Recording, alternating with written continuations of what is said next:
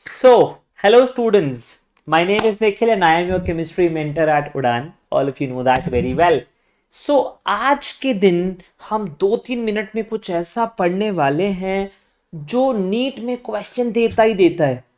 Sir 3 minute में NEET में 4 number, ऐसा क्या पढ़ाने वाले हैं सर? तो ध्यान रखिएगा, क्लास 11th के फर्स्ट चैप्टर और क्लास 12th का सेकंड चैप्टर यानी कि सॉल्यूशंस में कॉन्सेंट्रेशन टर्म्स के ऊपर क्वेश्चन दिए गए हैं।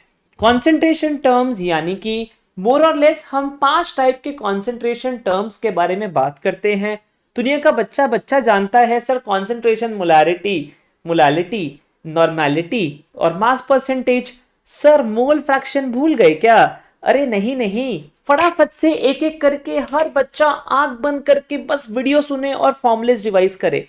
सबसे पहला कॉन्सेंट्रेशन टर्म क्या था? सर सबसे पहले कॉन्सेंट्रेशन टर्म में मिलता है मास परसेंटेज। सर मास परसेंटेज क्या होता है? सर एक कंपोनेंट का mass upon total mass into 100। Into 100 क्यों लगा रहे हैं सर? क्योंकि परसेंटेज की लड़ाई कर रहे हैं मात्र इसलिए।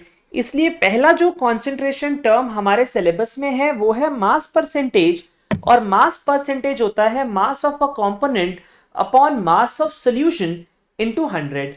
यहां ये बात ध्यान रखेंगे कि जो डिनोमिनेटर है उसमें बड़ा झोल होता है, इसलिए मास ऑफ सॉल्यूशन बड़ा इंपॉर्टेंट है। दुनिया में दिक्कत कहीं नहीं है, दिक्कत आ जाती है मोलालिटी में, जहां पे मास ऑफ सॉल्वेंट की लड़ाई लड़ता है।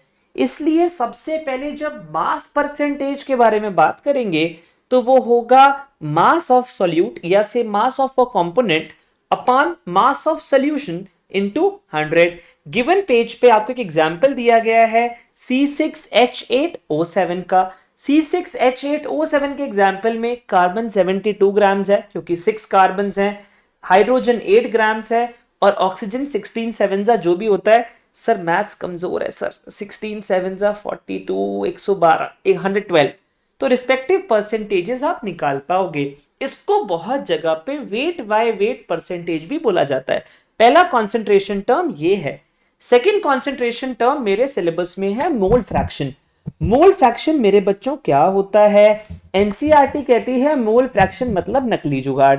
मोल फ्रैक्शन मतलब मेरे मोल्स अपॉन टोटल मोल्स।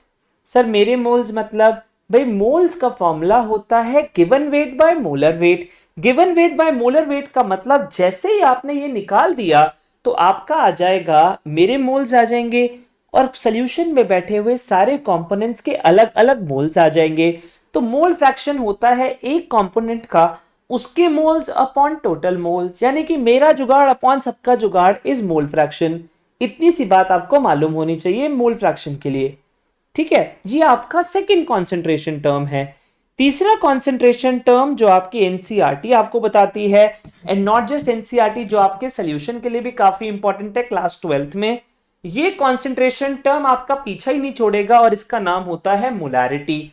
तो मोलारिटी क्या होता है सर? मेरे बच्चों मोलारिटी होता है number of moles of solute. फिर से, number of moles of solute present in 1 litre of solution. Sir एक बार रिपीट कर दीजिए भाई, कितने मोल्स ऑफ सॉल्यूट हैं 1 लीटर ऑफ सॉल्यूशन में? मोल्स का एक ही formula, given weight upon molar weight, और सॉल्यूशन की यहां पे वॉल्यूम चाहिए, गिवन वॉल्यूम ऑफ सॉल्यूशन। अगर मास दिया है तो डेंसिटी चाहिए होगी, क्योंकि डेंसिटी होती है mass upon volume.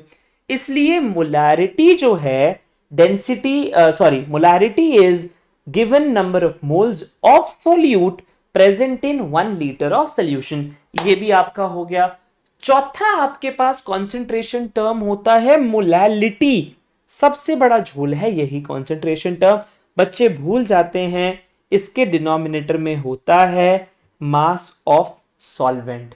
Mass of solvent कैसे? सर मोलारिटी में या मास परसेंटेज में मास ऑफ सॉल्यूशन होता है, लेकिन लेकिन लेकिन मोलालिटी का फॉर्मूला है moles of solute upon mass of solvent in KGs. Molarity होती है volume of solution in litres, लेकिन मोलालिटी होता है mass of solvent in KGs. Sir molarity volume dependent है, और मोलैलिटी मास डिपेंडेंट। लेकिन सर वॉल्यूम तो टेम्परेचर डिपेंडेंट होता है सर। ओहो, अगर वॉल्यूम टेम्परेचर डिपेंडेंट है इसका मतलब मोलैरिटी भी टेम्परेचर डिपेंडेंट होगी। इसका मतलब मोलैरिटी वर्सेस मोलैलिटी में molality is a better unit of concentration. Molality is a better unit of concentration compare to molarity. Last but not the least आपके पास है नॉर्मेलिटी। क्वेश्चन नहीं आते नॉर्मेलिटी से, बट फिर भी जैसे मोलैरिटी होती है मोल्स अपॉन वॉल्यूम, नॉर्मेलिटी होती है इक्विवेलेंस अपॉन वॉल्यूम। इक्विवेलेंस जैसे मोल्स होते हैं given weight upon molar wait, equivalence होते हैं given weight upon equivalent weight. यही कन्वर्जन के साथ आप 5 कॉन्सेंट्रेशन टर्म खट से रिवाइज कर सकते हो। क्या? जल्दी से क्या? Mass percentage, mole fraction, molarity, molality and normality. ध्यान रखिए ऐसे छोटे छोटे वीडियोस हमें बहुत काम आएंगे। पूरी केमिस्ट्री को ऐसे छोटे छोटे वीडियोस में मैं आपके साथ कवर कर दूंगा। And from this video this is all that you learn. Take care and god bless you. Bye bye.